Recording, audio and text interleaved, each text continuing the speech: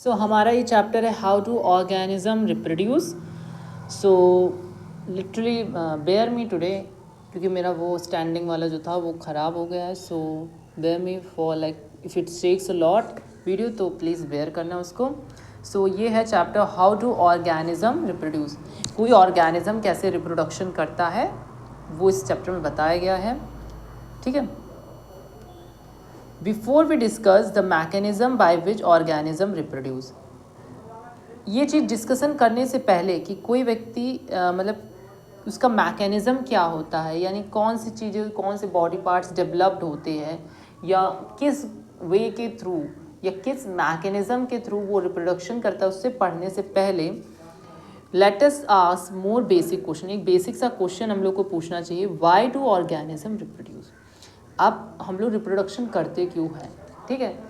For some people it will say कि it's feel like enjoyable things, but no, वहाँ पर ये answer लेके नहीं आना है. Because why do we reproduce, we reproduce because to like to have a child, है ना, एक बच्चा करने के लिए. एंड सेकेंड थिंग दैट अपना वंश आगे बढ़ाने के लिए इन हिंदी विषय.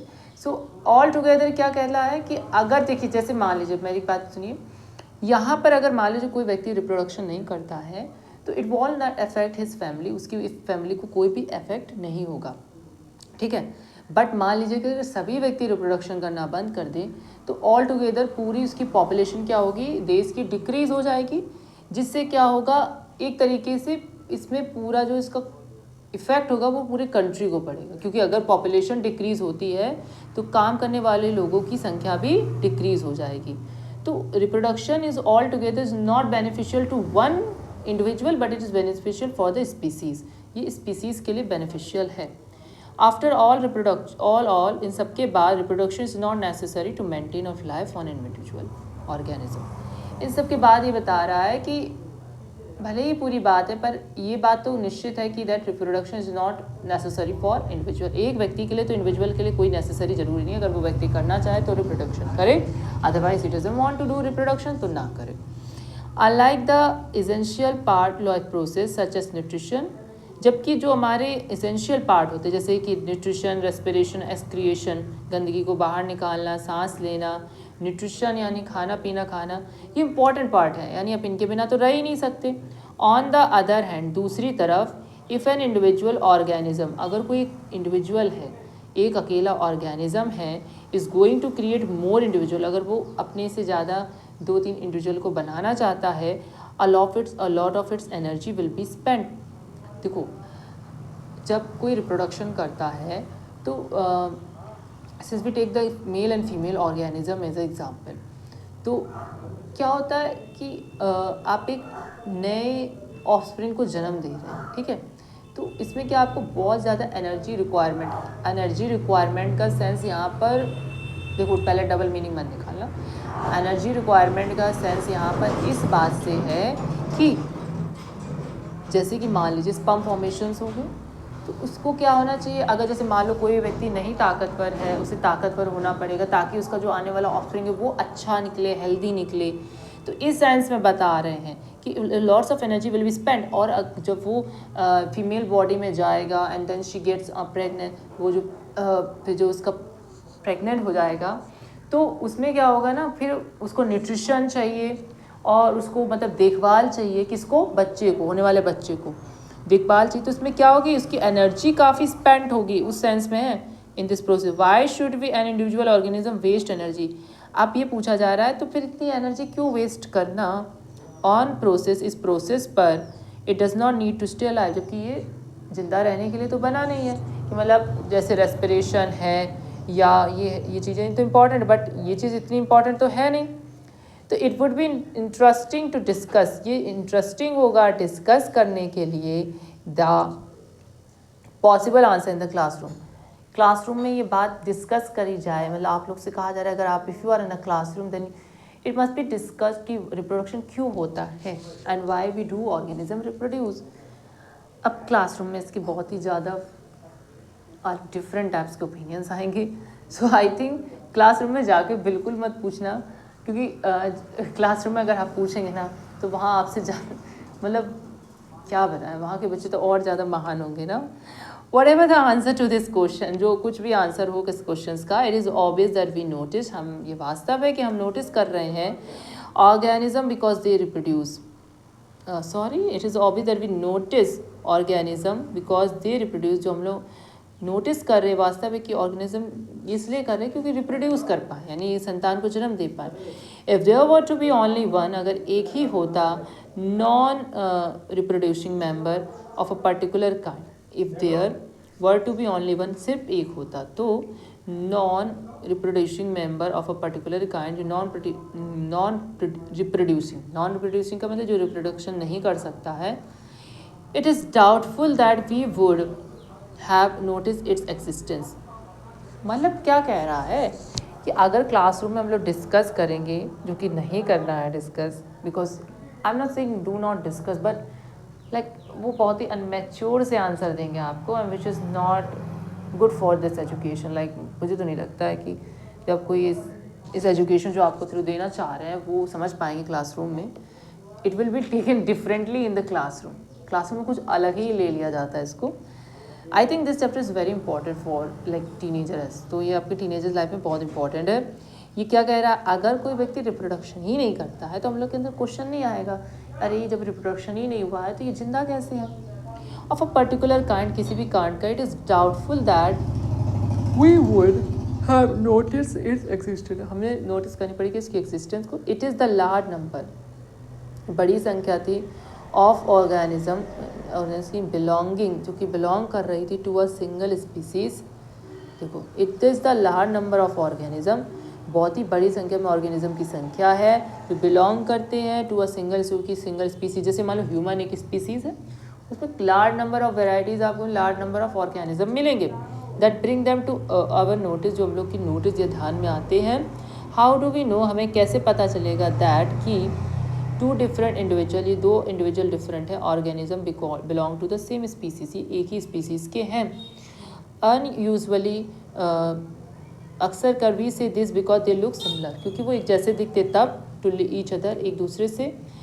थस, जो इस वजह से रिप्रोड्यूस मतलब पैदा करना, यानी रिप्रोड्यूस करना, ऑर्गेनिज्म एक बच्चे को या किसी संतान को, क्रिएट अ न्यू इंडिविजुअल, जो कि एक नए को बनाती है, that look very much like themselves, जो उनकी तरह लगती है. अब ये कह रहा है कि क्यों लगती है भैया, मतलब अगर कोई व्यक्ति है तो उसकी तरह क्यों लगती है किसी की फेस. इसका रीज़न जो है ना जनरली वो ये है कि वो इसलिए फेस सिमिलर लगता है क्योंकि उसमें डीएनए का कॉपिंग होता है. क्या लिखा है, do organism create exact copies of levels themselves. नहीं, एग्जैक्ट कॉपी नहीं होता है, बट हाँ स्ट्रक्चरल कॉपी होगा कि उसके दो पैर, दो नाक, दो हाथ होंगे, कुछ एग्जैक्ट, कुछ सिमिलैरिटीज़ होंगी, बट एग्जैक्ट कॉपी नहीं होती. एग्जैक्ट कॉपी क्यों नहीं होती, क्योंकि जब डीएनए रिप्लिकेट होता है, यानी एक आधा माँ से मिलता है, आधा पिता से मिलता है, तो जब इन दोनों के डीएनए मिलेंगे, आप खुद ही कॉमन सेंस लगाओ कि हाफ हाफ डीएनए जब मिलेंगे ना, तो कैसे व्यक्ति की एग्जैक्ट कॉपी मिलेगी. और अदरवाइज जैसे एसेक्सुअल रिप्रोडक्शन है, उसमें तो एक ही पेरेंट होंगे, लेकिन इसके अलावा भी जब उसमें रिप्रोडक्शन होता है तो डीएनए में कुछ एरर होते हैं, और यही एरर के कारण एग्जैक्ट कॉपी नहीं बन पाती है. So organism look similar because their body design are similar. Organism similar दिखते हैं क्योंकि इनके डिज़ाइन सिमिलर होते हैं. Body design are to be similar, body design similar होंगी, the blueprint for this design should be similar. Body design similar होगी तो blue print, अब ये ब्लू प्रिंट क्या है, ब्लू प्रिंट डीएनए का नाम है. डीएनए क्या है, डीएनए डीऑक्सोराइबो न्यूक्लिक एसिड है, जो कि क्या करता है, इंफॉर्मेशन को कैरी करता है. जैसे मान लीजिए कि अगर मैं रिप्रोडक्शन करूँगा इन द फ्यूचर, तो क्या होगा, जो मेरे अंदर कुछ क्वालिटीज़ होंगी, जैसे मेरा फेस स्ट्रक्चर होगा, फेसियल स्ट्रक्चर होगा, वॉइस होगा, आइज़ होगा, एंड अदर थिंग्स जो होंगे, तो वो क्या करेंगे, हाफ डिवाइड होके, क्योंकि मुझसे हाफ क्रोमोसोम जाएगा, या तो मैं एक्स क्रोमोसोम दूंगा या वाई क्रोमोसोम दूंगा, एंड जो मेरा जो फीमेल काउंटर पार्ट होगा वो वाई क्रोमोसोम देगा. ठीक है, अब जो दोनों आपस में फ्यूज़ करेंगे, मतलब अगर, ठीक है, जब दोनों आपस में फ्यूज़ करेंगे तो दोनों के हाफ हाफ मिलेंगे. ठीक है, तो क्या कह रहा है, थस मतलब ब्लूप्रिंट वो इंसान ही तो होगा पैदा ना, कि अगर मैं रिप्रोडक्शन, कोई भी इंसान रिप्रोडक्शन करे तो इंसान ही पैदा होगा, है ना। ऐसा तो नहीं होगा कि बंदर या बिल्ली पैदा हो जाए। तो वही ब्लूप्रिंट क्या, यही ब्लूप्रिंट बताते हैं डीएनए की अगर किसी का बेबी इंसान है तो दैट विल बी ह्यूमन, तो वो ह्यूमन ही होगा। ब्लूप्रिंट्स यानी DNA. In class 9 we learn that the chromosome in the nucleus of a cell contain information for inheritance. जो क्रोमोसोम होते हैं न्यूक्लियस के अंदर, वही इनहेरिटेंस यानी रिप्रोडक्शन जब करते हैं तो सेल डिवीज़न होता है और क्रोमोसोम बनते हैं। तो ये सेल डिवीज़न क्वाइल शेप में हो जाती है, तो यही तो कैरी करते हैं ना इन्फॉर्मेशन जो नए ऑफस्प्रिंग में देते हैं of a feature from parent, जो नेक्स्ट जनरेशन जो होने वाले बच्चे उसमें जाती है। कैसे, डीएनए के थ्रू, जिसको डीऑक्सोराइबोन्यूक्लिक एसिड मॉलिक्यूल बोलते हैं।